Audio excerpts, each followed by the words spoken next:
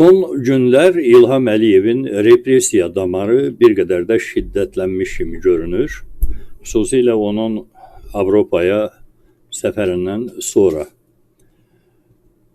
həm də elə deyəsən Amerikaya səfərindən sonra siyasi dustaqlara qarşı Azərbaycanda təqiblər, repressiyalar şiddətlənib.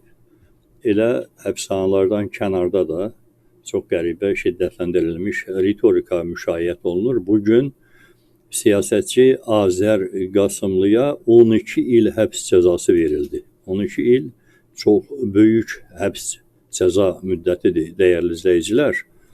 Azər Qasımlı bir ziyalı adamdır. Hələ siyasətçiliyini qoyun bir kənara, ali təhsilli, yüksək ali təhsil görmüş mütəxəssisdir, pedaqoqdur.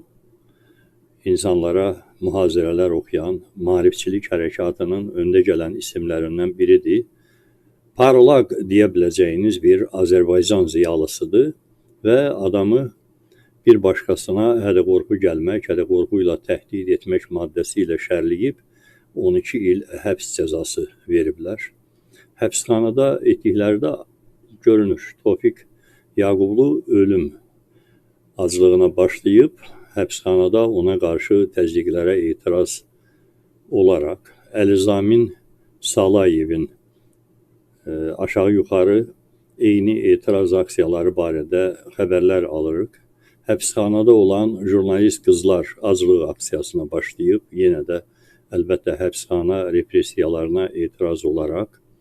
Bütün hallarda da oradan danışsaq, həbsxana rəisləri açıq və ya örtülü, eyhamlı xəbərlər göndərirlər ki, bizlik deyil, yuxarıdan gəlmiş hansısa xüsusi tapşırıqlar var. Və mən sözümün əvvəlində təsadüfi demədim ki, Əliyevin bu şiddətləndirilmiş repressiya damarı onun xarici səfərlərindən qazandığı, əldə etdiyi təməzliklə, təəssüratlarla bağlıdır. Amerika Birləşmiş Ştatlarının paytaxtında onun mühafizəçilərinin törətdiyi vəhşiliklərdən sonra Münhində həm özünün, həm də arvadının üzləşdiyi və güya öz aləmlərində hazır cavablıq göstərdikləri həmin səfərlərdən sonra ki, orada da zaten Münxendə elə bir etiraz aksiyası falan olmamışdı. Sadəcə ərəsinə bir sual verilmişdi ər-arvad. Bunlar ondan çıldırıblar.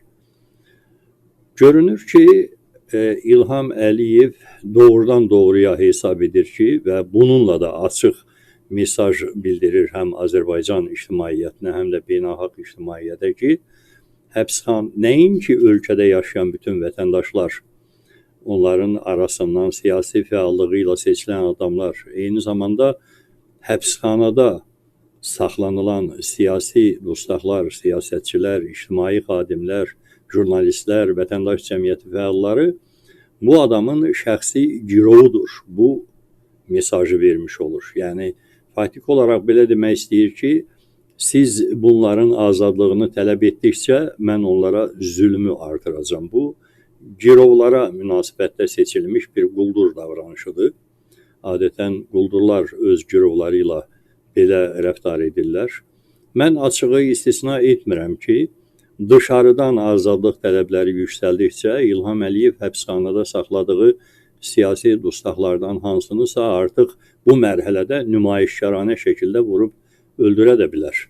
Yəni ki, orada çox səs-küy salsaz, mənim əlimdə, sərəncamımda bu qədər siyasi girovlar var. Onlardan birini və yaxud bir neçəsini vurub öldürə bilərəm də. Yəni, belə bir ritorikaya üz tutub İlham Əliyev və Azər Qasımlıya 12 il həbs cəzasının verilməsi də təsadüfi deyil. Mən o məhkəmə proseslərini izləyirəm. Hətta son məhkəmə proseslərində belə bir təəssürat da yaranmışdı ki, faktiki olaraq Azər Qasımlının ona irəli sürülmüş ittihamlar üzrə heç bir əməlində qanunsuzluq olan sübut edilmir. İttiham darmadağın olur. Nə məhkəmənin, nə də istintaqın heç bir argumenti, tutarlı argumenti qalmır Azər Qasımlıya qarşı. Mən əlbəttə elə bir illüziyam falanım yox idi, amma bir qədər pozitiv təəssüratlar paylaşılırdı bu məhkəmə proseslərindən. Belə çıxırdı ki, güya belə çıxmalıydı ki, əslində bunlar öz sifətlərini də saxlamaq üçün cəhənnəmə deyib 5-6 il iş verə bilərdilər Azər Qasımlıya, amma öncədən hansı cəzanı nəzərdə tutmuşdularsa biraz da üstünə qoydular. Məsələn, bu Əliyevin girov damarı tutmasaydı bəlkə də 10 il həbs cəzası verərdilər, amma həmin bu quldur damarı tutub deyə 12 il göstərişi verib.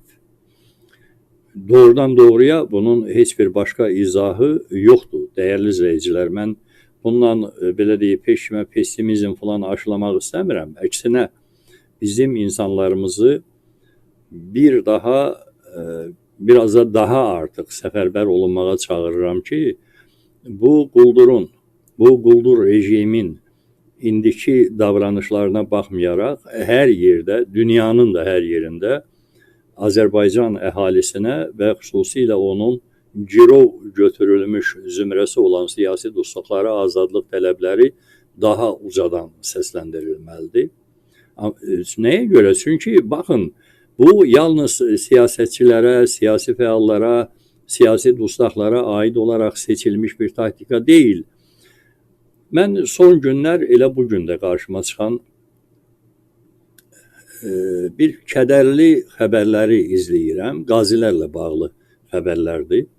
Məsələn, qazilərdən biri çıxış eləyir və deyir ki, Cənab İlham Əliyev, Cənab Mehriban Əliyeva xanım, bəs Sosial Müdafiə Nazirliyi qısa müddətdə bu ilin əvvəlindən indiyə qədər ən azı 80 qazinin əlillik göstəricilərini ləğv eləyib və qazilər 2 aydır onlara kəsilmiş müavinəti pensiyanı da ala bilmirlər. Bu həm də o deməkdir ki, İlham Əliyev ümumiyyətlə bu zamana qədər hansısa mülahizələrlə əhalinin aşağı təbəqələrində saydığı və adamlara ki, imtiyaz falan güya vermiş, həmin imtiyazların da ləğvi ilə məşğuldur. Bu, bütün cəmiyyətə qarşı cəza tədbiridir. Əgər ən həssas qruplarda İlham Əliyevin quldurluq göstəriciləri belə eksperimentlərlə tətbiq olunursa, bu aydın mesaj deyilmi ki, bütün Azərbaycan əhalisi onun əlində faktiki olaraq girov kimi saxladığı bir qrupdur, böyük bir insan qrupudur. Həbsxanaları bürüyən etiraz aksiyaları da Əliyevin xüsusi qəzəbinə səbəb olur. Xaricdən bu dustaqların azadlığına olan çağırışlar da onun xüsusi qəzəbinə səbəb olur və buna görə də əlində saxladığı girovlara qarşı daha artıq şiddət göstərməyə başlayır. Bütün bunlar sanki bir çıldırmış bir adamın davranışları təsirini bağışlayır. Mənim bir həkim tanışım Əliyevə qəribə bir diaqnozda, bu müşahidələrinə əsasən qəribə bir diaqnozda səsləndirmişdi. Mən indi çalışaram həmin həkimin yazdığını sizə çatdırım. Mən bu demirəm ki, bu həvəskardır. Bipolyar dağınıqlıq, bipolyarnoye rastrojstvo deyə mənə bir həkim tanışım yazıb. Bipolyar dağınıqlıq yəqin ki, Azərbaycan dilində buna yaxın şəkildə tərcümə olunur. Mən həkim deyiləm, tibbi terminləri də bilmirəm. İndi bədahətən sadəcə olaraq əlimin altındaydı. Ona görə bu diaqnozu elə rusca mənə necə yazıblarsa eləcə də sizə təqdim edirəm.